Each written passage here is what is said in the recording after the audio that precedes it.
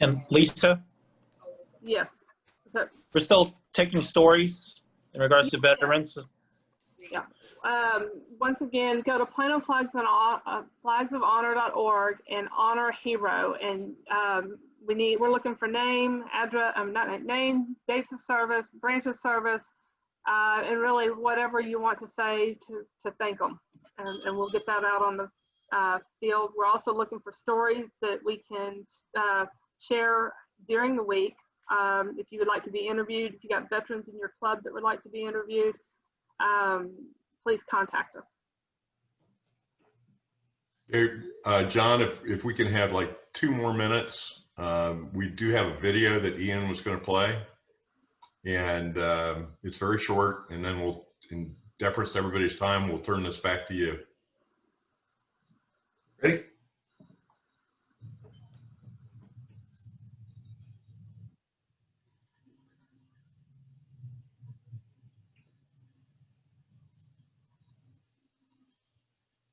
For some reason, that's... 3 years ago, Vietnam veteran Ian Sullivan came to the Plano East Rotary Club with an idea, a grand gesture to thank his comrades for their service. This was my vision. A friend of mine told me about a similar program in California, and when he told me, I saw this field, and I saw in my mind, I saw the flags. Fast forward, and now Sullivan's vision is a reality. The 1,000 Flags of Honor display is off Spring Creek Parkway. It's a place where veterans can gather to tell stories of their time in battle and remember the soldiers that never came home. Dozens of volunteers have spent hours planting and preparing each of these flags. And if you look closely, you'll see that every single one of them has a tag like this, honoring those who gave the ultimate sacrifice. And to see the people that there are hundreds and hundreds of people that's just stopped by, they see the flags and they come and they walk and they look at all of the memorials that are on the flags and read the stories, because every one of these flags has a story. Rachel Hackbarth, CBS 11 News. Volunteers with Plano East Rotary Club are honoring veterans at Oak Point Park in Plano. Sky 4 flew over the group as they planted 1,000 flags for Veterans Day. Organizers say it takes a lot of work to plant all those flags, but that is nothing compared to the sacrifice made by military members. It's an opportunity to thank those who serve for us every day and who have served in the past and who will serve in the future. We wouldn't be able to have the democracy that we have today without our veterans. My wife's father, who is 97 years old, served throughout the entire Solomon Island campaign in World War II. So we're honoring him.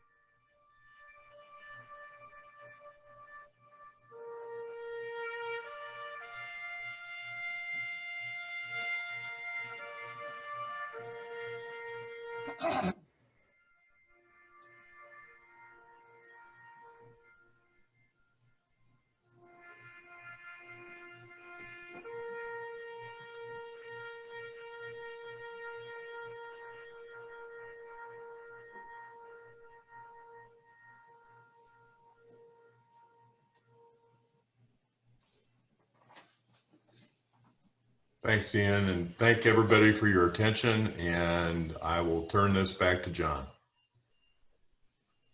Well, thank you very much. That was great.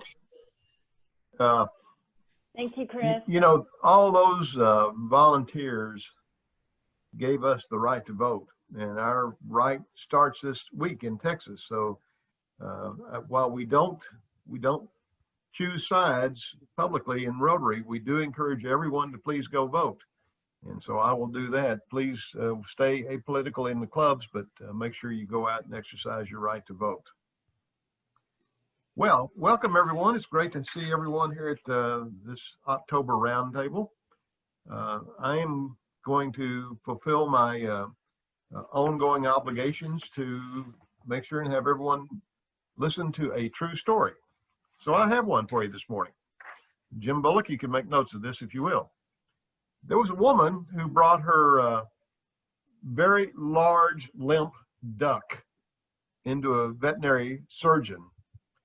She had put her duck on the table, and the vet pulled out a stethoscope and listened to the duck's chest. After a moment or two, the vet shook his head and sadly looked at her and said, "I'm sorry, your duck, Cuddles, has passed away."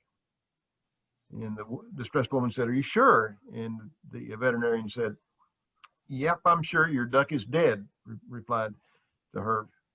She said, "Well, how can you tell? You haven't done any tests or anything like that. There might be something else." So the vet said, "Well, okay." He rolled his eyes, he turned around and left the room. Came back in a couple of minutes with a large black Labrador retriever. So as the duck's owner looked on, the lab put his paws up on the table, sniffed the duck from one end to another, looked at the vet and shook his head and walked out of the room. Then the vet walked out of the room and got a cat and brought that cat into the room, put him on the table, and the cat sniffed that duck from one end to the other.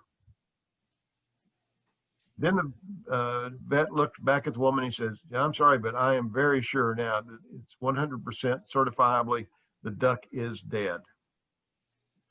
So the vet turned around to his computer and he tapped on a few keys and produced a bill and he handed it to the lady. The duck owner said, "How can this be, $150 just to tell me my duck is dead?" And the vet said to her, "Well, you know, had you taken my word for it, the bill would have been $20. But when you add on the lab report and the CAT scan, it's now $150. All right. So we move on from that. You know, we've had a great month, and we've been out. I guess we've done 51 clubs now that Trudy and I visited. It's been a lot of fun seeing all the clubs, and they're doing really well. I'm proud of that. Among other things we've done this month, with the help of Judge Bill Sanderson, we were going to interview and select a district governor nominee designate this month. However, we didn't have to do that. We only had one application, and so by choice of the MOP, we selected John Curtis, who is our new district governor nominee designate, and you'll hear from him in a few minutes. I'm sure he has a long, lengthy speech to deliver. Other than that, that's really about all I have to deliver this morning. I'm going to turn this over to our incoming district governor-elect, Max DePlant. Max, do you want to say a few words? I do indeed. Thank you, John. I have a handful of things I want to talk about. First of all, October 20th at 6 p.m., I'm having a Zoom session for all the president-elects to start preparing them for their year. Unfortunately, there's 24 of them that have not been identified, or at least that we don't know who they are. So current presidents and AGs that are online right now, please check and see if your clubs have put into the webpage the identity of next year's president. And if they haven't, let us know who it is, either by reaching out to me, giving me the contact information, or my aide, John Van Buren, who's online. I'll post my email in the chat box whenever I'm done, and also put it in our webpage because that helps everybody out. The next thing I have is we will have a strategic planning session that will occur on January 16th and 5th. In order to be successful, there will be invitees to attend that, and we are pulling together a team that is representative of our entire membership to look at how we can move forward strategically at the district level into the future. So that will be coming up. The next thing is pets. Pets will be held from February 2nd through the 28th. We already know it's going to be virtual. The charge to attend this time will only be $50. That will be to help sponsor some of the speakers. We're going to have the opportunity to bring in some new speakers this time, partly because it is virtual. It will be occurring on the Monday through Friday. It'll be occurring basically from about 6 to 8:30 in the evening, so it will not interfere with your workday. There'll also be sessions Saturday morning and perhaps Sunday morning. A lot of the team is coming together for next year. Sorry, I have a cuckoo clock. I can't stop that. But the people I was playing with late too are not playing now, so I don't know. So anyway, the team is coming together. I still have a lot of calls to make, so if you haven't heard from me, you probably will be. And in the interest of time, because there is this little sporting event coming on at 11 o'clock, I'm turning the rest of my time over to the others. Thank you. Hey Max, can you give us those dates again? They didn't come out clear. The dates for? The president-elect, the strategic plan, and the pets, the dates again. Pets will be February 22nd through the 28th. Okay. Strategic planning, if you're part of the team that'll be on it, you'll get the invite for that. If you have any suggestions, concerns, or whatever, please send those to me relating to the district as a whole. Please send those to me so I can be sure they're covered. But it is January 16th and 30th that we're holding that. And the president-elect's meeting will be October 20th at 6 p.m. So I'll put my email into the chat and I'll put these dates in as well. Thanks, appreciate it. Hook 'em horns. Indeed. All right, so next up we have Mr. Howard Templin. Howard, if you would tell us how things are going in the district governor nominee world. All right, well, after innumerable hours of training, we've hit a lull, which that was good. No, but I've learned a lot, and that's fantastic, and getting ready to be district governor. The other thing is I want to reach out to the district again and encourage them to go on to the district website, to the Rotary Business and Jobs Connection. Right now, well, let me explain what it is for those who don't know. It's a place where if you're looking for a job, you can post a resume. If you're an employer, you can post a job description. And then the employers can look at resumes. The people that are searching for a job can look at the job postings. Right now, we've only got 14 resumes and only 5 job postings.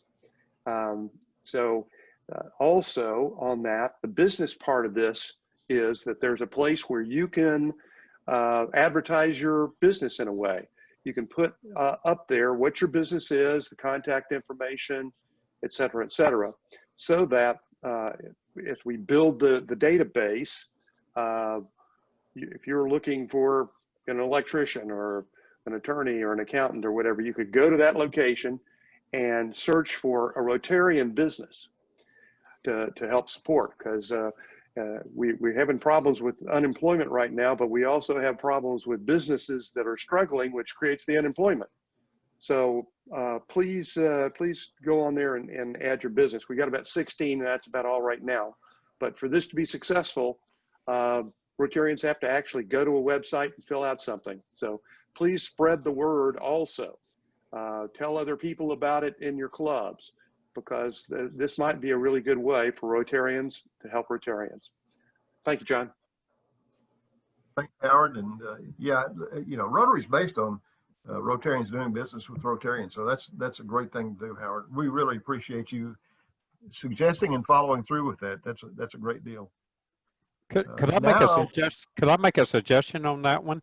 I think that's an excellent program, and maybe if you could create a PowerPoint slide and send it to give it to the assistant district governors, maybe they could share it with the clubs, and we could show it in our meetings, and that might help promote that. Okay, good suggestion. Thank you. Okay, now I take great honor in introducing our next in line for the district governor. District governor nominee designate John Curtis of the Club of Rockwall. John. Yes, good morning. And John, thank you for that fine introduction. I really appreciate it. And I'm honored to be on this ladder now to eventually become the district governor. I've been finishing up with some of the things that we are currently doing in the world of the foundation. And we had a team meeting this past week to review all the DDF applications that have come in. And there's a couple of you that still have some work to do, and I think you know who you are. But thank you all for the 50-some applications that came to us. Also, I had a chance to attend the Interact Summit, which was a week or so ago, and also the Youth Exchange Zoom that occurred this past week. Those are two great programs that I think we as club members need to be involved in, because they really involve our connection to the younger generation. So those are things that I did, and of course, beginning to think about a team that may someday take place for the district. So thank you, John. Thank you, John. And we don't want to leave this time without remembering or honoring our immediate past district governor, Beverly Grogan, who's all glitter and stars back over there. Beverly, what's going on? Well, thank you, John. John had given me the privilege of working on Rotary Leadership Institute this year. And it was something that we kind of got the ball rolling last year, but didn't get it implemented. So I was honored to be able to do that. And I want you to know, thanks to the Lone Star Division, we're making progress. In part 1, we had 6 graduates this last class from 5810. Part 2 did not make, but that kind of is reflective of all of our training classes. Sometimes timing's just not right when we set them up. So we'll be looking for part 2 and part 3 for those graduates. 2 of us have completed the facilitator training, and 2 have already graduated from RLI in other parts of the country. And so we are beginning to form our team where we can bring it in-house. And so you will be seeing a short video that'll be sent to the presidents to just tell a little bit about what RLI is. Just another consideration. Last year we sent out, if we wanted the clubs to possibly pay, like we used to do the leadership training, because it's really an asset to the club. And I will say that some clubs, especially this year, in light of people not having fundraisers and club coffers going down, we have some clubs, my club included, who's paying 50% so that there's skin in the game. It's $150 per session, and there's 3 sessions. So that investment, when we announced it to my club that we were going to pay half, we had 2 people immediately sign up for our next part 1. So RLI is a replacement for Rotary University. It is a little bit of leadership training, but not like our leadership training, other opportunities like Real and Real Advanced. But we do have a better understanding of Rotary, not only at the club level, but at the global level, intense information about the foundation. So it makes new members and even older members really appreciate the organization we call Rotary. So we're looking forward to rolling that out, and we're making progress on bringing it in-house, and just want you to be on the lookout for any announcements on dates. Thank you, Governor Mosher. It's always wonderful to hear from you. The next up on the line is Tracy Gomes. However, Tracy's on personal business out of the state. So Bill Dindy has volunteered to step in and fill in for Bill. So Bill, or Tracy, Bill, what's going on? Bill Dindy. Which Bill Dendy? Bill Dindy. Bill Dindy, come on. There I am. Couldn't get that button fast enough. And it is so good to be here with all y'all. I tell you, 2 weeks ago, John Curtis, thank you for facilitating the room. It was a wonderful meeting that we had with the interactors. John Mosier did a video, Beverly Grogan did a video, and I sent all of y'all the link to see the video that was done for Interact Leadership Summit. It was the first time we had to do one all virtually. And I tell you, Julia Lynn stepped up her game. It was amazing. And in fact, Ian Sullivan, I hope you'll take a watch of that video for about 30 minutes. Pets should run so smoothly. These students had it together. It was like an announcement and the next video rolled, an announcement, next video rolled. And John looked good. You know, when you pre-record, you can cut out a whole lot of stuff. And so John actually gave a very powerful 1-minute talk. I mean, what governor does that? It was phenomenal. Good job all the way around. The challenge that the youth is facing is the same challenge that many of us are facing, and that is COVID-19's got us so far apart. And I mentioned last roundtable, Benjamin started at SMU. He's like, Dad, I don't even know why we're here. We all come on campus, we have to stay apart. Things are not normal. Even the chemistry lab is we've watched somebody else do the experiment. I'm not going to learn chemistry like that. I'm like, I don't know. Just do our best. We're getting through it. And so many of these high schools have still not even had their Interact clubs meet. Well, the really cool thing about doing a virtual Interact Summit is while we had many of y'all involved with it, many of y'all didn't see it. I sent the link out the first of the meeting. I would encourage you, please just click it and watch the first 10 minutes. Take a look at how they came together. And we had over 200 students live online.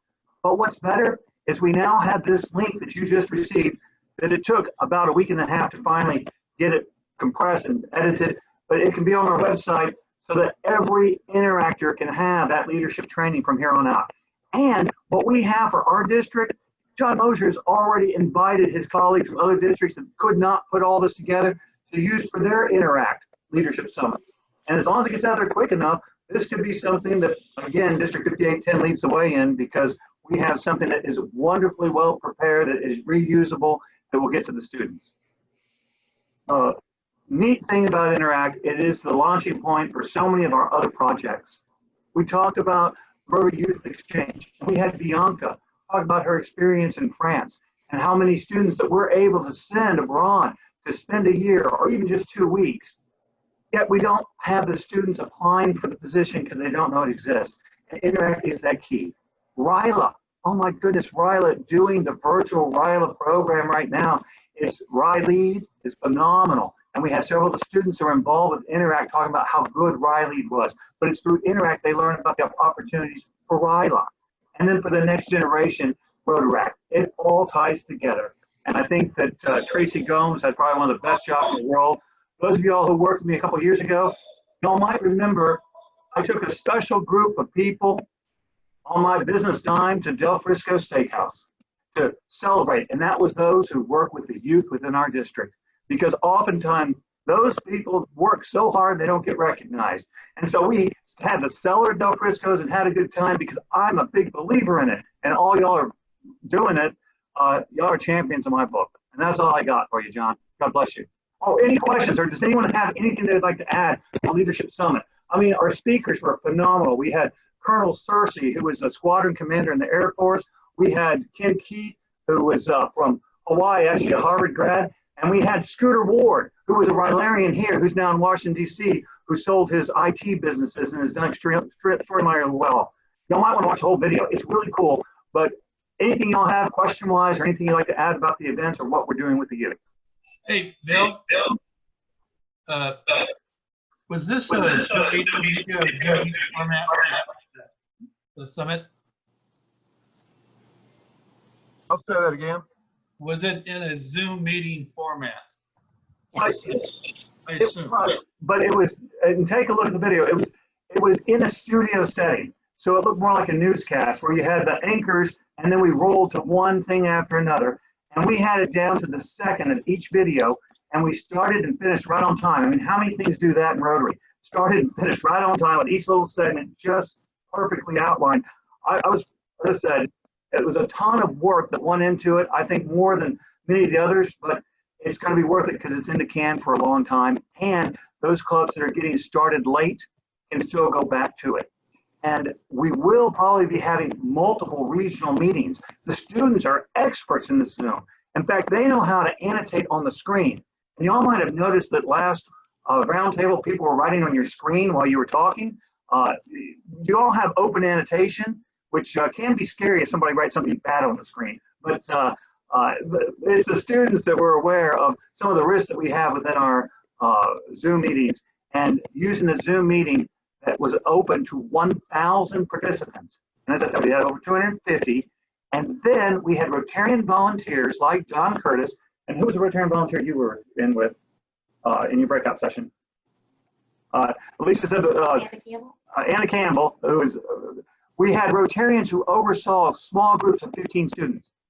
So we did 30 minutes talking, 30 minutes of 15 students talking, getting to know each other. 30 minutes of talking, 30 minutes of breakout.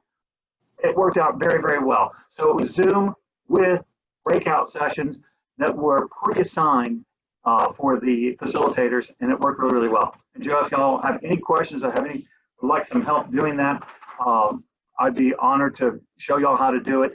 And I was grateful, Carrollton Farmers Branch sponsors 3 Interact clubs, and I got to speak with their Rotary Club last week. If any of y'all would like a speaker that loves what he's doing, bring me on. I'd love to talk to you about what we're doing for the youth and how we can add more Interact clubs, because we have room at 50 Interact clubs. We can add another 50 easily this year. And we're growing. Interact is growing within our district. It is a piece of our district that is growing dramatically. And it's because we're bringing on the clubs, and the students are engaging each other. They're bringing on other students so well. Any other questions?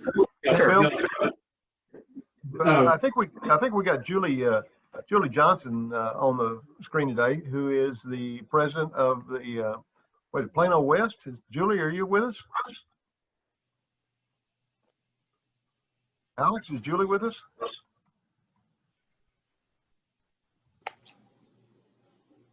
I don't know. I'm not. She's president of Plano West Senior High School.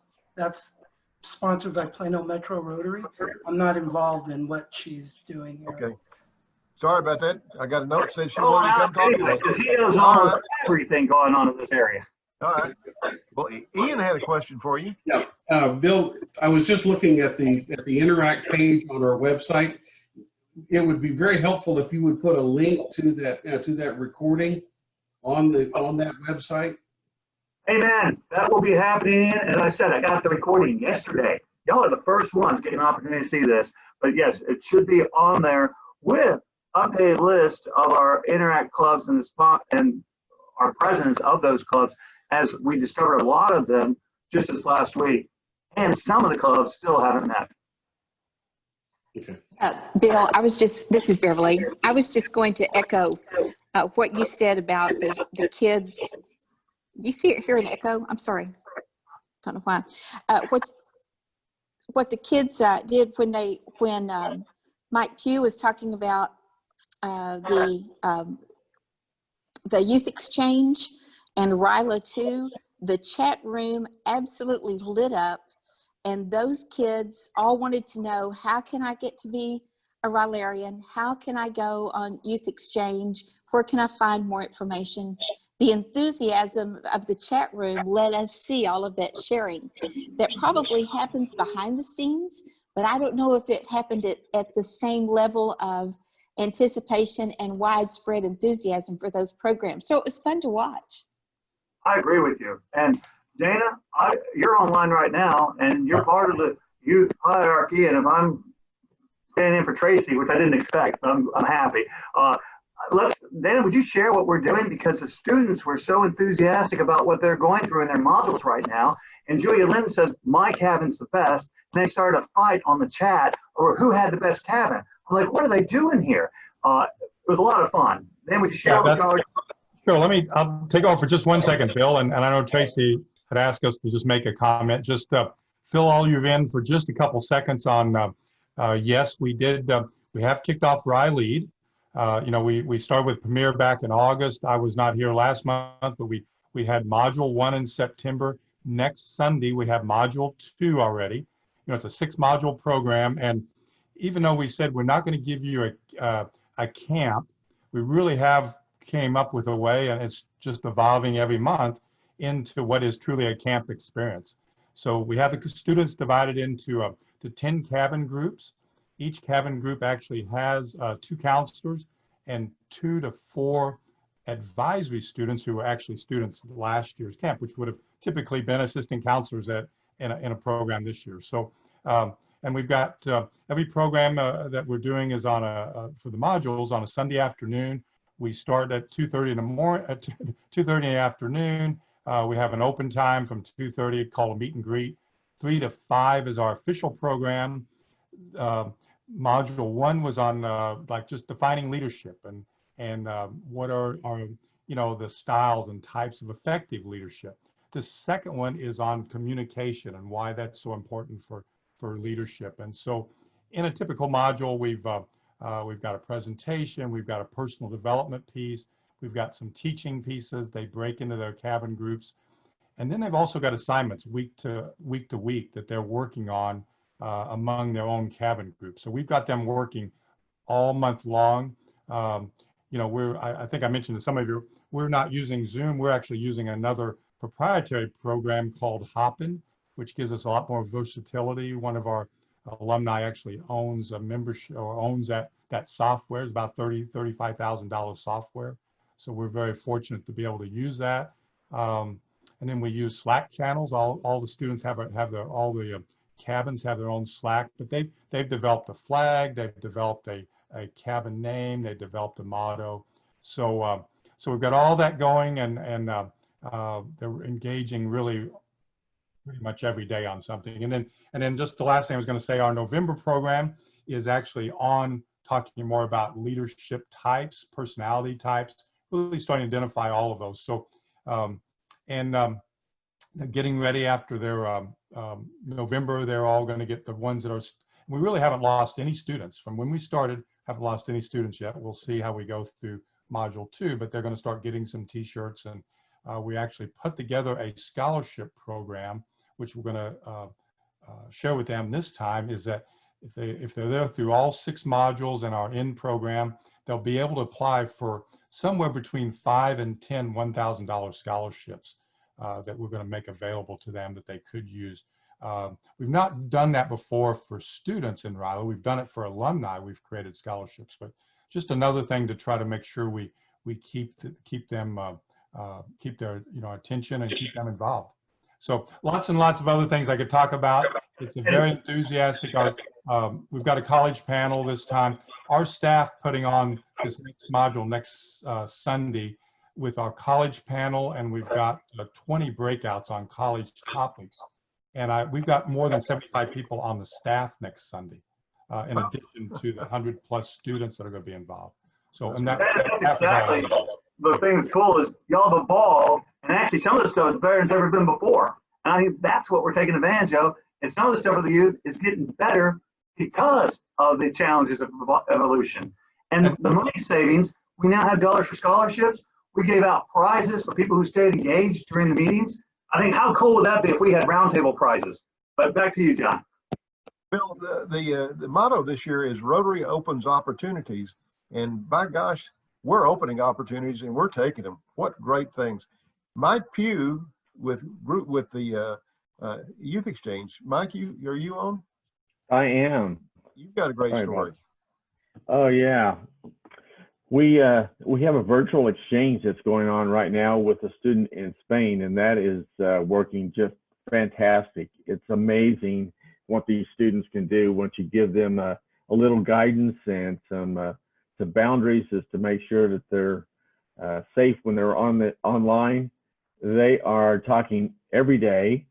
They meet at least once a week as a formal meeting where they're talking about language, they're talking about their cultures. They've actually gotten their parents involved so that each one of them has met each other's parents. Same thing with friends. They are acting very much like a physical exchange, except this is virtual. They have a great relationship, as what I understand, and they're actually making plans to try and meet in Spain next summer, assuming that everything goes well and travel is able to be to go on. So that's been good. We also have 2 additional opportunities for virtual exchange, a boy and a girl. We have a couple of students that were interested, but I think with school starting up and being so crazy right now, they are focusing there, and we're still trying to get them engaged with the Spanish students. Hopefully that's going to happen here in the next few weeks. I know that they were very interested in it, but they're just a little bit overwhelmed right now with their schooling because things timing didn't work out as well.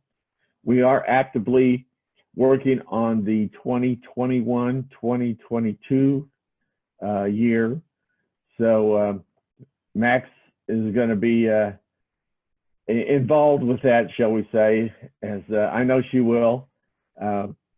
We had a meeting on Tuesday, just as an informational meeting to try and get students as well as hosting clubs and sponsoring clubs, and potentially hosting parents, families. It was an informational meeting. We did have 4 students on there that were very interested. I believe all 4 of those are in the process of filling out their applications. As soon as I have noticed that I do have an application, then I will definitely be searching for sponsoring clubs and host families. I know that the last year, our students that did not get to go, I'm hoping that the sponsoring clubs from last year will step up again and be their sponsoring clubs this year. We had 7 students that were planning to go out this last year. So hopefully we'll have some clubs that will step up and do that again. We're always looking for hosting clubs. If your club is interested and needs some information as to what that really means, then you can always give me a call, text me, whatever, and I can give you the details, help you budget. One of the things that hosting clubs have done before, and I know that there was at least some interest in this early in the year, about sharing with another club, so you don't have to bear the full financial burden from one club. You can share it between a couple of different clubs, which is very, very good, because then the student has 2 Rotary clubs that they can get involved with and meet the Rotarians and get out there and understand what American culture is really like. And also then our Rotarians get to meet these fantastic exchange students that are coming from other countries. That is, we're doing this a long time, and the one thing that I was talking with one of our Rotarians yesterday, 16-year-old kids are 16-year-old kids, and it doesn't matter where they're from. They are 16-year-old kids. It's really amazing to work with all these kids. And I guess the big thing is, if your club has not had a speaker on Rotary Youth Exchange in the last couple of years, then let me know. I can come and speak to your club, or I can get some of my committee to come out and we'll talk with you. We're willing to do that, whenever we can get the things, set up and ready to go. I know that Bianca Barboza, she was what Bill was talking about. She and I put together a very quick video that was short notice. We were able to put that together for the internet, and it's a fantastic start. We can get a little bit more detail in the subsequent interview or video that we're going to try and put together here shortly. But any of those, Bill and Beverly, any that had interest that at the Internet Summit, if they could make sure that you give them my information. I know that it was on the video, but sometimes people forget. And if you just make sure that they have my information, we can get them started on applications and getting them started to a wonderful experience and a challenge. So that's my update. Excellent. And the video will be finished up in the next week or so, but what you already have, you can send out to share with clubs and share with members, and it's up to everybody to fill those spots. Tell those high school students they can go anywhere they want to go. Actually, I'm going to send it out to all the club presidents this week. That's the plan anyway. Hey, Mike, this is Alex Johnson. Can you be very direct and let everybody know what the deadline is for Rotary clubs to submit to your group for kids that want to travel next year? Oh yeah, sorry. Thanks, Alex. That's the most critical thing. I had that down on my list and I forgot to say that. So thanks. The applications we're trying to get everything on the same wavelength and timeline as we've had before, although we are flexible if things need to be flexible. Right now, we're trying to get the students to get their applications into the sponsoring clubs this month, October, into the first part of November. We'd really like to have them into the district by November 1. With all of the interest that we hope that we've generated here in the last 3 weeks or so, we're hoping that everyone will at least have their applications started. And if they can at least let me know that they've started their applications, we can work with that.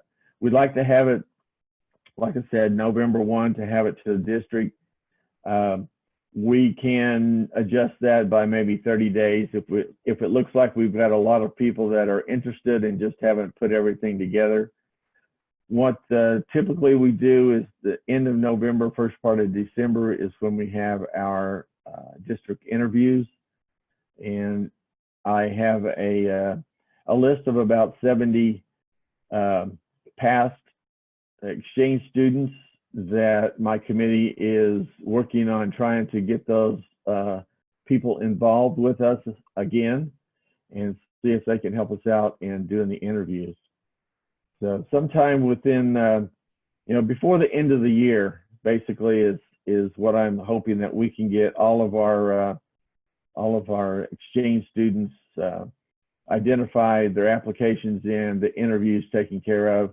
And so at the first part of the year, we'll have notification to each one of the students as to whether they're going to go with us or if they need to wait another year. All right, Mike, thank you very much. Bill, Mike, thank you for all you're doing with the kids. They're on fire, and I tell you what, that really leads everybody. Listen, for speakers, Pam Blankensee has created for us a speaker bureau. It's on the 5810.org website. Put your name on there that you would like to be a speaker, so when clubs are looking for speakers, they can see who you are, where you are, what you want to talk about, and they can call on you. It's a great tool for every club to use. If you got a good speaker, put it on there. If you want a good speaker, go to the speaker bureau, Rotary5810.org. All right, we're going to move on in the interest of time. Patrick Garcia, Public Image, are you with us? I am. Good morning, everybody. How's everybody doing? Want to say, let me get this down here. Want to recognize and say thank you to these clubs. These are 37 clubs I just put into your chat box that have completed game one.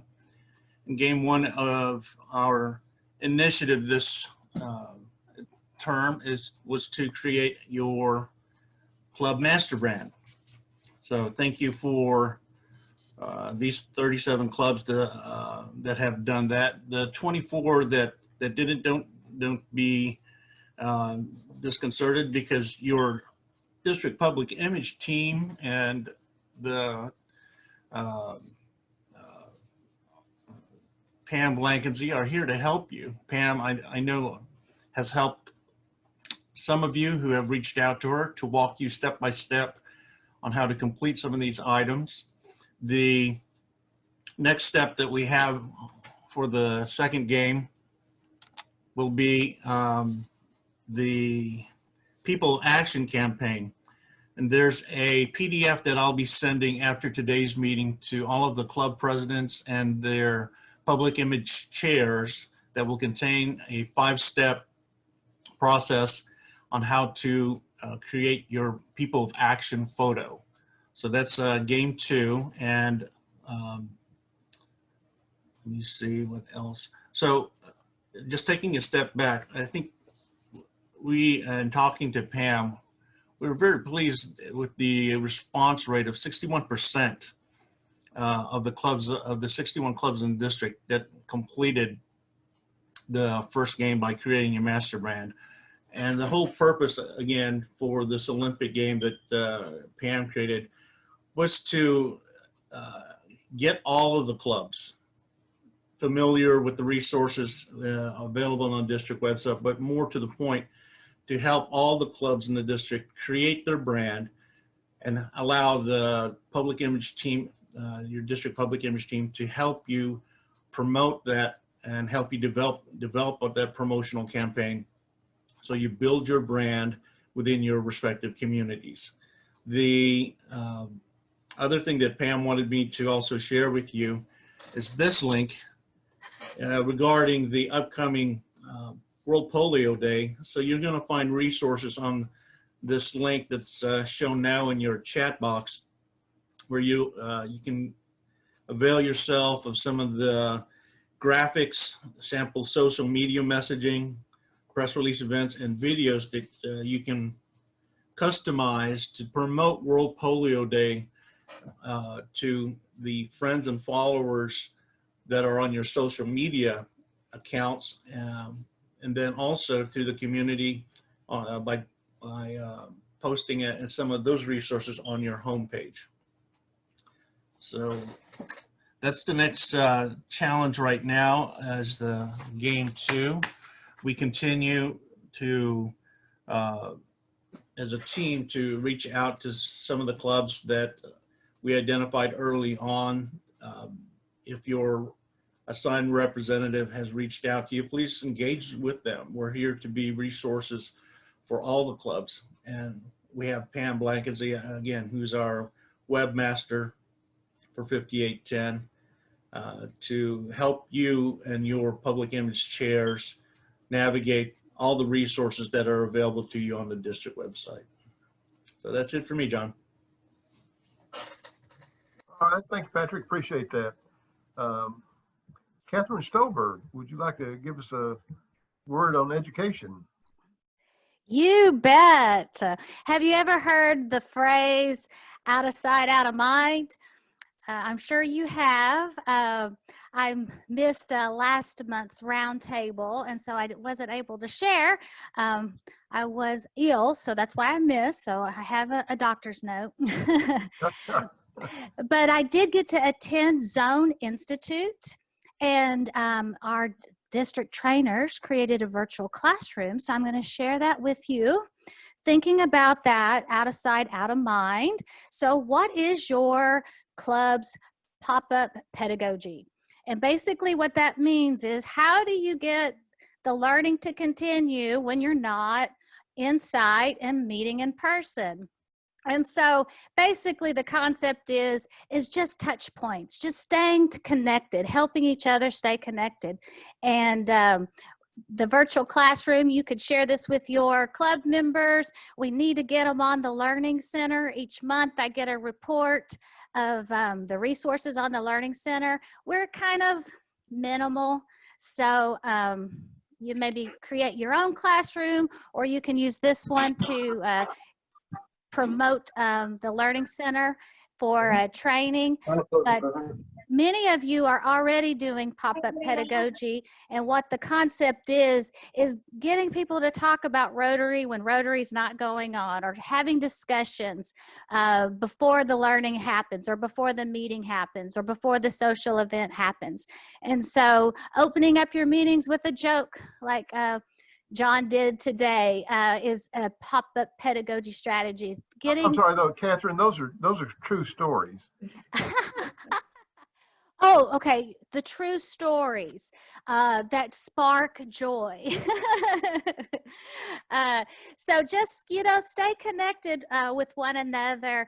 And another idea that might help you all out, club trainers, is, get your committees going. So I'm going to plead with you all. If you are interested in being on the district training committee, will you contact me?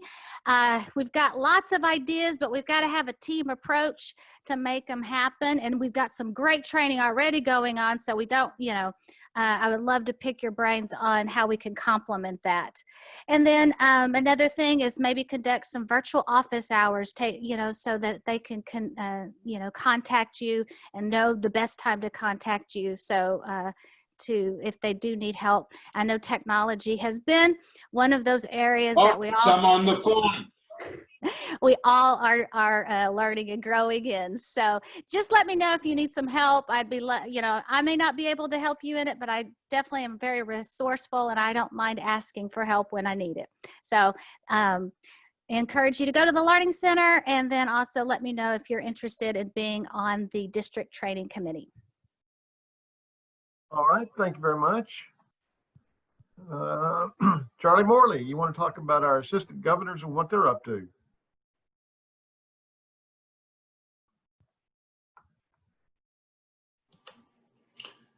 Thanks, John. I know that a number of the assistant governors are either now on or have been on the call this morning.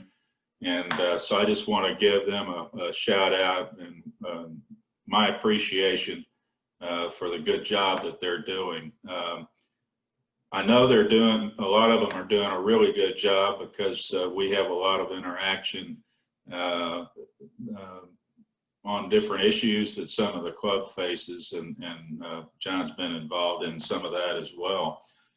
I would ask the club presidents who are on the meeting today, if you have not received a type of response from your assistant governor that you'd like to please let me know.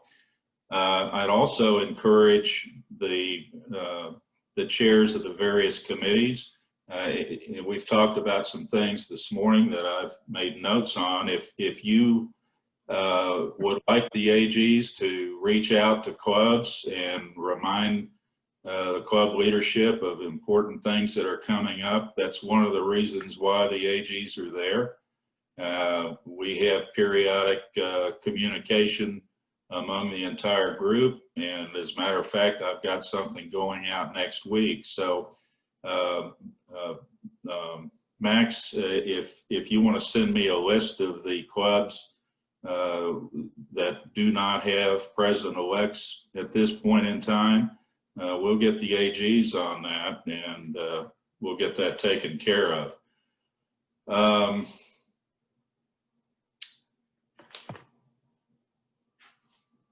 I'd like to say something for a second about the foundation. We've got World Polio Day coming up in a couple of weeks. And a shameless plug for the Dallas Club, which is having a fantastic speaker at their Zoom meeting on the 21st. We have a physician, one of our fellow Rotarians from North Texas, who is actually treated, one of the few people that's treated an active polio case in the United States. Most of our younger members in particular don't know what polio is. They don't know the damage it does to the person who catches it, and the impact that has on the entire family and the community. It's a serious issue. It's one of the reasons I joined Rotary. It's one of the reasons why I support the foundation. I've heard the speaker before. He happens to be a past president of the Uptown Club, so a shout out for them. And you can catch this on Zoom. Our meeting that day will be a Zoom meeting. And then on October the 24th, which is World Polio Day, there will be a live Pints for Polio event at the Oak Island Brewery. The club website has all the details. I was forced to take one for the team and go out when that that venue was reviewed. It's a very large space. It lends itself well to social distancing. There's plenty of parking, and it's easy to get to. So I hope I will actually see some people and we can share a pint and support the polio initiative of the Rotary International Foundation. Thanks, John. Thank you, Charlie. You know, there might be something involved with pies at that thing also, something to keep your ear to the ground for. We'll find out about the pies for polio also. All right. Owen Foundation, you're up. Owen Devlin. Good morning, everyone. I'm happy to be here. Thank you so much, Charlie, for promoting the World Polio Day. I'd encourage every club president that's on to have a program about polio plus and all of the good things that Rotary is doing. There are many videos available at the Rotary Foundation about the polio program.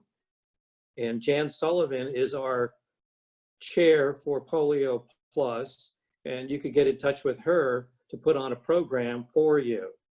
So she is available, and I'm also available to talk about it.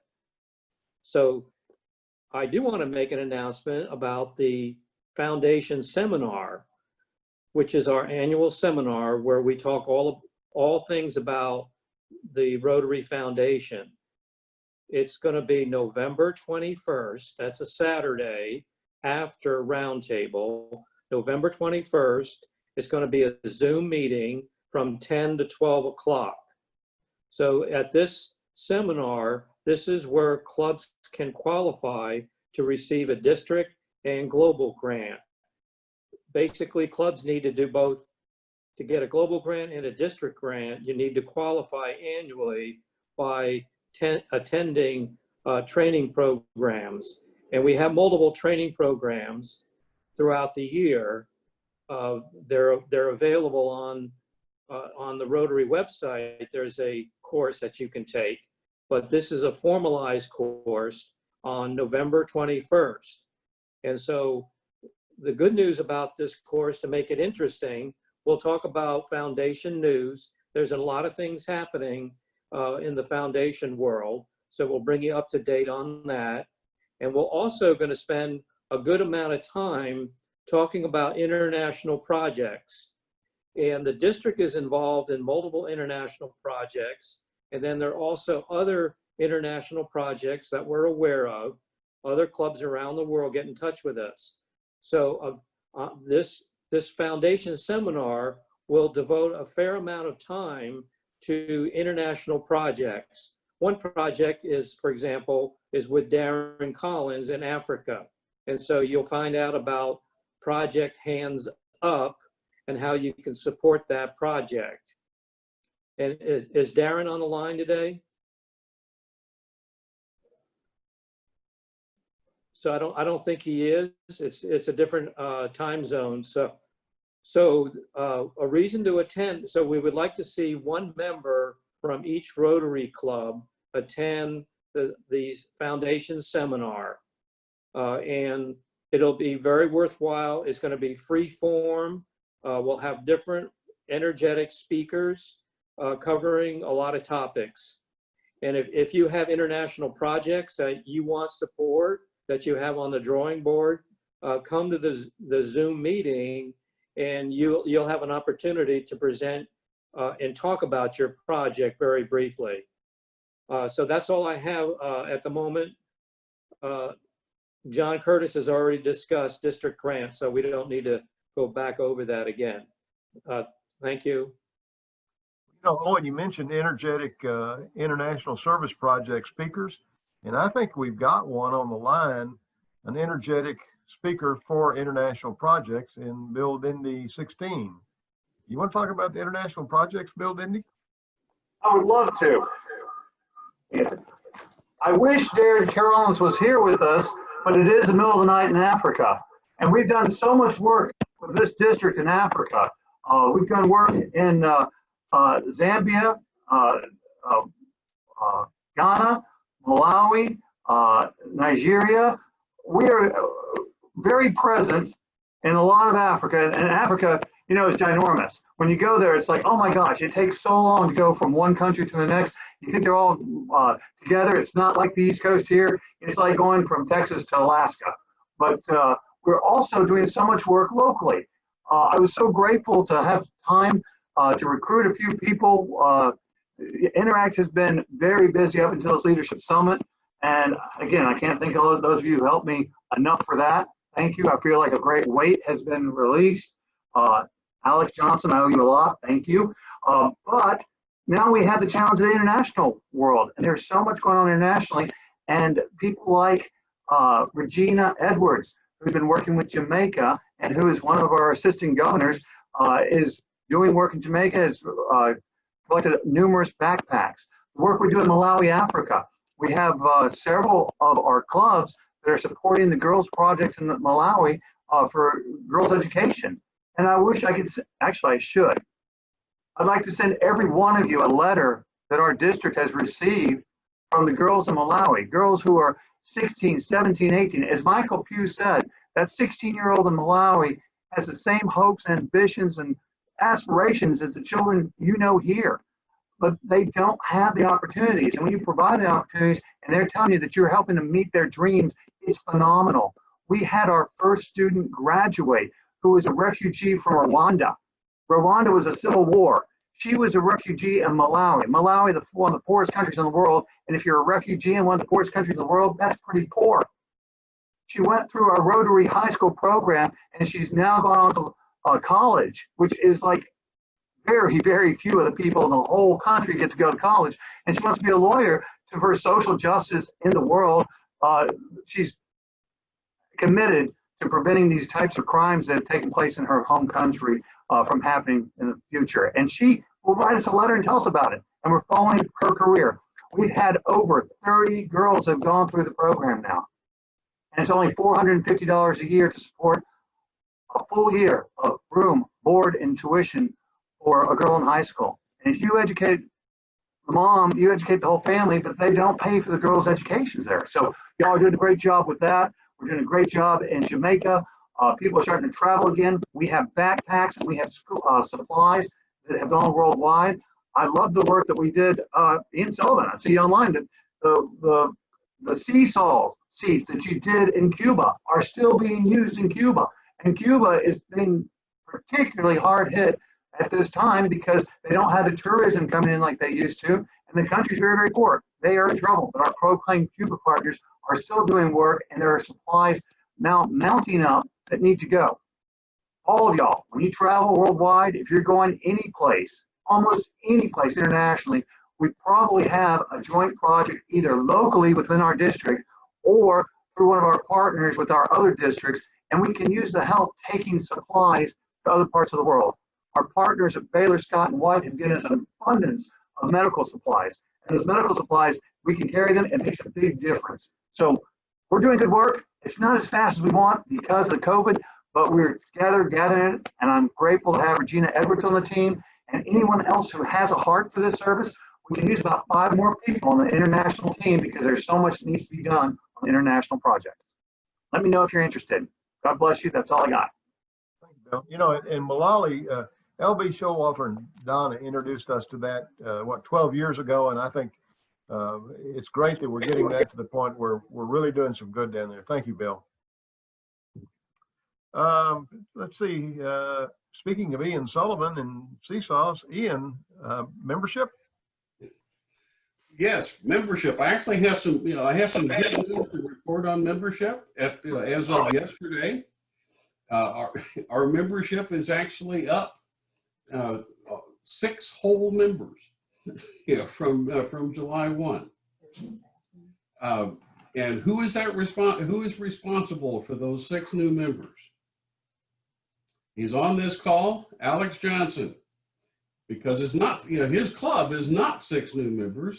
He started with a club of 21 members, and he's added 21 members this year. Wow. Wow. Okay, well, I'm going by the RI record yesterday, so Alex, give us an update. What are you doing right? I'm not going to say it's me, it's our club. And we've actually added 23 new members, but we just lost one. Actually, we're presenting Dick Rentella honorary membership on Tuesday for his 20 years in our club. So we're at 43 members now. And what we're doing is just community service. Our club has service projects going on every week. We've done 16 service projects this Rotary year already with over 600 hours. We open it up to the community. The community serves with us.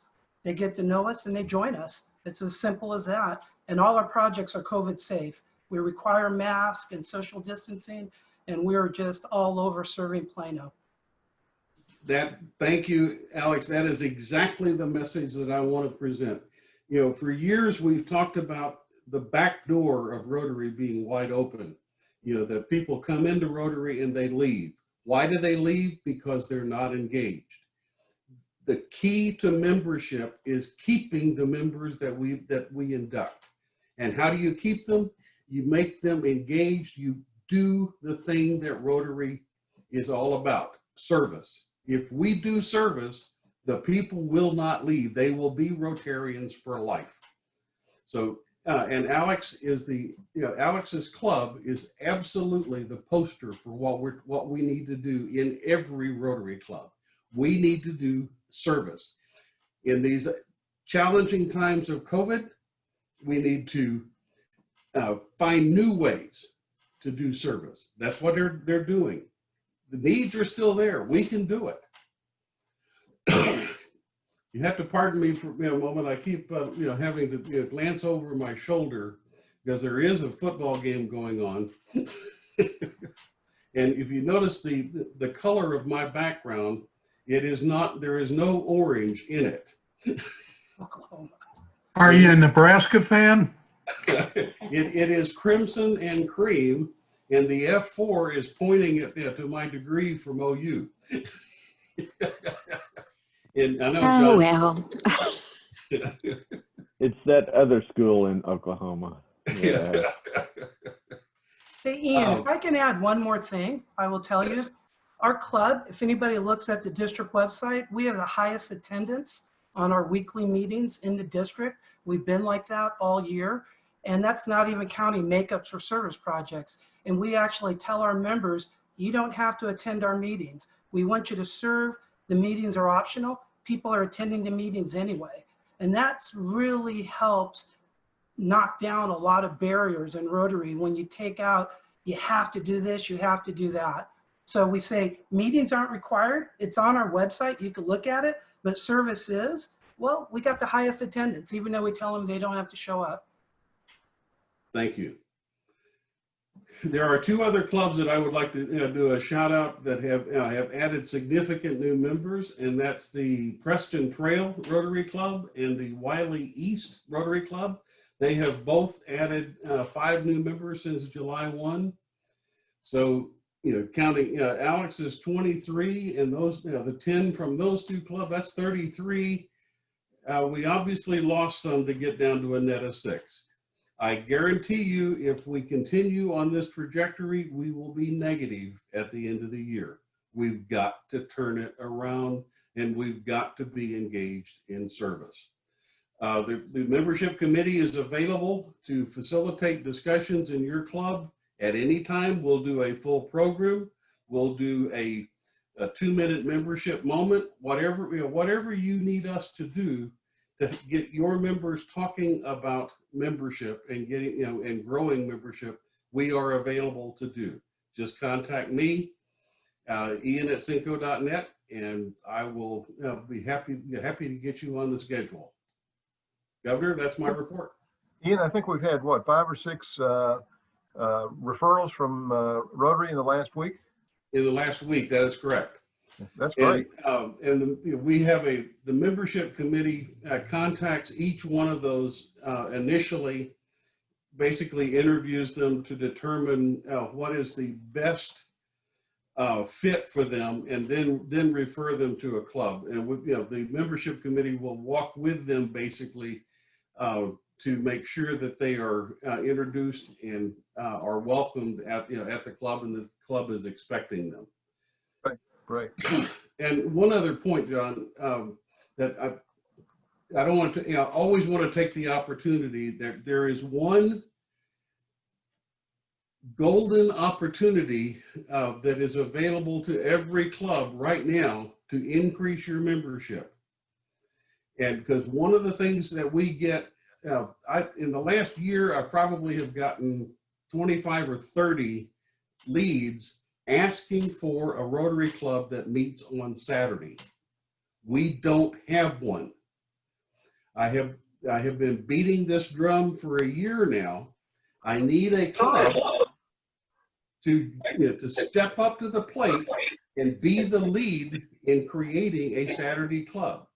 I've got at least 25 warm leads that I would love to give to somebody and say, here is your first members. Please contact me, make it happen. Make your club the one that creates a satellite club that meets on Saturday. Ian? Yes. This is Beverly. Do you have the location for those 25 people? Is there a logical geographic place that we need to start? They're pretty much scattered throughout the metro. If there was a concentration, I would say in the North Dallas area. Okay. But any club in Dallas on a Saturday morning is going to be a lot easier to attend. And sure. Particularly if they were doing service projects where somebody could just drive to that service project. Okay. Ian, we've talked about this, and if you give me those names, I'll call them. We'll meet on someplace. We'll find a place on Saturday morning to meet. I don't think there's any point in waiting. I'm ready to do it. Ian, I have one question. Yes. What is the age? What do you think the median age of that group is? I was thinking about from young people's standpoint, Saturday's probably a hard time, but are these older individuals that want to get in Rotary? I have not seen a pattern on the age. The leads that we get, range anywhere from 20, to 70. That have gone to the Rotary.org and filled out the information that generates that lead to us. For the ones on Saturday, I would say they tend to be in the middle of that. So I mean you're talking in 40 to 60 range. Yeah, one of the feedbacks we had in the past about Saturday meetings is the reason we haven't, I realize you've got demand for it, was it conflicted a lot with people's children's activities and they weren't available. We've had a lot of feedback on that. So we've kind of shied away from Saturdays, but I agree with you. If you got people asking for it, we need to give it to them. Speaking of membership and opportunities, I have kind of a surprise. Lori Kreider, are you on the call? I'm here, John. Hello. Good morning. Would you like to tell us what you are doing and this affects membership? I'd be happy to. Thank you, John. I appreciate the opportunity to talk about. We are in the organizational phases of what will be the new Rotary Club of D5810 Advocates for Suicide Prevention and Brain Health. And we will have our first official organizational meeting Monday the 19th at 7 p.m. It's going to be via Zoom. And we are gathering interested people to hear what the plan is here about this new opportunity and to see who would be interested in being charter members of this new club. We hope to charter by the end of the year. So we hope to kind of officially kick off as a new club with 30 charter members by January 1. Got a lot of enthusiasm early on. Really excited that past District Governor Linda Elliott is serving as an advisor for us. And we have a lady who will serve as our president for the remainder of this Rotary year and also president for the year 21-22. And she is the wife of a longtime member of another club in our district, but she's never been a Rotarian. But she's got a real passion for for this brain health. She and her husband lost their only son to suicide back in, I think, 2015. He was 21 years old. So it's her passion in life. So she is fired up about doing that. We have 2 people who want to serve as treasurer and co-treasurer or assistant treasurer.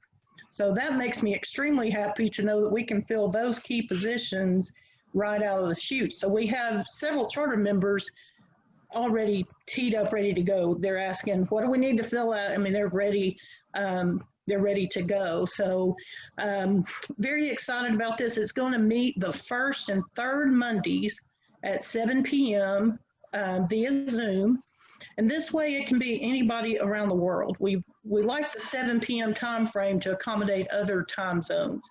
So if you know of people who might be interested in this cause-based format that can meet virtually, I'd love to get them information about this organizational meeting and go from there. Thank you, Lori. There's one other thing I'd like to say about that. I mean, this is fantastic, and I'm so proud that Lori is doing all this. But you know, there's a cost to starting up a club, and I would like to put a plea out for any club who would like to help sponsor Lori's new club. You know, it's $15 a head whenever you start a new club, plus dues, plus everything else. So if any clubs would like to help support them in getting this started, that would certainly be appreciated. Lori, thank you. You're doing a great job. I appreciate that. Thank you, John, and thank you for that plea. I appreciate that. Yeah. Might I speak up? I think you can count on Uptown, Lori's club, to support at least a large number of the members. This is a beautiful cause, and we're very moved by Lori's devotion to it. And I think I'm not the president, but I will talk with the board, and I think she can count on our support. Thank you. You're right. This is, you know, this is the kind of thing no one likes to talk about, but it's the 800-pound gorilla in the room, and we need to face it because mental health is so crucial today, especially today. So, John, all right. John, if I might, Lori, if you would send me an invitation for your Zoom meeting, I would love to meet. And since you know my club, the Plano East Rotary Club, was created as a satellite of the Uptown Club as well. We have some loyalty there, and you know, even though again I'm not the president of that club either, but I have a little bit of persuasion. I'll say that we will definitely financially support this new club. Thank you, PDG, and I appreciate that. And I also want everybody to know that if you need a program, I've been presenting to Rotary clubs both in Texas and Arkansas the Talk Saves Lives program from the American Foundation for Suicide Prevention. And I am happy to do that either through a virtual meeting or in person. So if you need a program, the Talk Saves Lives is even more important to get out now because of the pandemic has made mental health and brain health issues so much worse. I am the president of Plano East Club, and we will support you. Thank you very much. I appreciate that. Chris, appreciate that. All right. Well, you know what? That brings us down to inviting any clubs who would like to make very brief, and I underscore very brief, comments. Now's the time to do it. Grand Prairie Metro, may I speak, John? You may. Our pumpkin run, we didn't want that tradition to go away, but we could not have the outside gathering. So we're doing it virtually. So you can go to pumpkinrun.org and or Grand Prairie Metro Rotary.org and find the information. It is this Saturday. You can do it on a treadmill. You can do it on a stationary bike. You can do it, you know, however you get your 5K in. So it's a fun way to do it, and come join us at the Pumpkin Run. Thank you, Beverly. Appreciate that. Alex? This is Alex Johnson, Plano West Rotary. We are taking orders for our annual pecan sales. We sell pecans every year. We've been doing this, gosh, I don't know, maybe 30 plus years. and we use the proceeds to offer scholarships to graduating seniors out of Plano. So we actually don't get the pecans in till November, but we're taking pre-orders. A lot of people have purchased them over the years, $10 a bag. So just email me. I'll put my email in if you'd like to do a pre-order, and then we will follow up with you in order to actually sell you some pecans to help graduating seniors. And with so many people unemployed, the state of our economy, there are more seniors that need help to get to college now than ever. So we hope to really do well and offer more scholarships than the normal $2,000 scholarships that we offer. Thank you. Thank you, Alex. That's good. Anyone who wants to go nuts, they can talk to Alex. That's great. All right, Joe. John, this is Pete McClellan from the McKinney Rotary Club, and just wanted to let everybody know that if you would like to improve your public image of Rotary in your community, try using the Rotary. And you can find out a little bit about that by going to the McKinney Rotary website. Thank you, John. You cut out there. Say that again. I'm sorry? Say that again? I know, but I'm going to just jump in. Cut out a little bit, Pete. Okay, I am Pete McClellan with the McKinney Rotary Club, and I am the program chair for the Rotary Big Wheel. And if any of the clubs out there want to improve their public image, a good way to do that is to utilize the Rotary Big Wheel at your next big event. Give me a call. Pete McClellan, McKinney Rotary. Joe, I know you wanted to say something. Yeah, my name is Joe Camarena. I'm with Plano, the Rotary Club of Plano. Just an update, John, since we last met when you came to visit our club, we have developed a satellite plan, presented it to our charter club board. It has passed, and we're in right here in the next, by the end of the month, we're going to do our first recruiting event for membership. So we're pretty excited about it.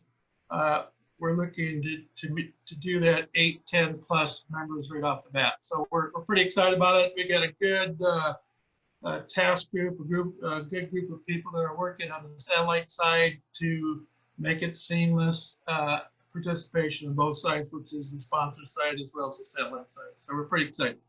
Great news. Thank you, Joe. Appreciate that. John? Linda. Yes. Linda. Yes. Hey, I just want to make an announcement that the Rotary Hobby Airport Area Rotary Club is going to have Dr. Fushin. He's from Africa, I forget where, but he was just awarded the Time Magazine 100 Most Influential People of the World. And he was instrumental in the polio eradication in Africa. He will be the speaker this Thursday. It comes on at 11:15 a.m. If you're interested in hearing him, please let me know and I will send you the link. All right, great. Thank you, Linda. John, it's Patrick, and I make an announcement. Pete, just wanted to let you know the Christmas parade in Allen has been canceled for this year because of the COVID concerns. So both the Noon Club and Allen Sunrise, which historically have hosted that parade each December, going back to the 60s.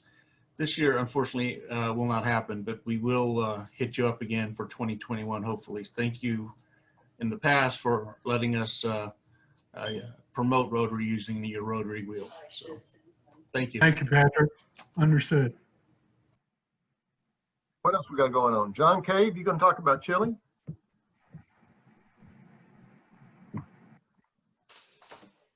Yeah, it just takes me a little while to get off mute. So for World Polio Day, Melissa Rotary Club is going to be having a chili cook-off at an outdoor location. It's called Mola's Market on Highway 5, which with the new interchange is a little more complicated to do. But we're going to be, we'll have an event out on Facebook, off our Facebook page, and that'll have most of the details. Basically, all the money goes to the Polio Plus campaign. We've been doing it a couple of years running, and there's quite a rivalry in the local area over who gets to win. We do have the Melissa Fire Department as our judges. They're fair and neutral. So come on up. It's from 12 to 3 on Saturday the 24th. So come on by and have a good taste. Thanks, sir. John, can What I else make we an got? announcement? John, for many, many years, 30 years, the Rockwall Club has had a Hot Rocks bike race, which has raised money for our scholarships. We couldn't do it this year, but we are next weekend, the 17th, going to have a stationary bike race down at the harbor in Rockwall. There's going to be a competitive side. You can put together a team of 4 for the competitive competition, or you can come individually for the fun flight and just see how far you can go in a 60-minute time frame. So anyway, it's to raise money for our scholarships. We've got quite a bit of response so far, but I'm putting it out to this group in case you want to get some exercise and have some fun down at the harbor on behalf of the scholarships that Rotary puts out. The last thing I'm going to say, and I'm going to give a shout out to the Greenville Club. Their Bras for the Cause this year to fight breast cancer raised $84,000 in Greenville. And include Dolly Parton. She was a part of that. So, you know, cheers for everybody out in Greenville. They did a great job. Thank you very much. John, I'd like to put a push out. I know we've been surrounded by COVID and we're all doing service in spite of COVID. But as we approach World Polio Day, you need to know polio has not stopped. There are new cases still going on in the 2 countries that still have polio. Pakistan has had 74 cases this year. Afghanistan had 4 more this last week with 51 cases. There have been some positives happening because of our work as Rotarians with polio. It's helped with contact tracing with COVID. There's other positives that we can say have happened, but polio hasn't stopped. And we need to still push to try to get this eradicated as soon as we can. And the big thing we need is financial support. And so I just want to say, polio's still out there. We can't forget about it, even though it's far away and the numbers seem small, but they really aren't. They've continued to climb the last 2 years. Is there a special day that we should all be celebrating? It's October 24th or 22nd this year, I think. 24th. 24th, yeah. It's always the 24th. And Jan, you're absolutely right. Polio will not wait for you to give money to strike a child.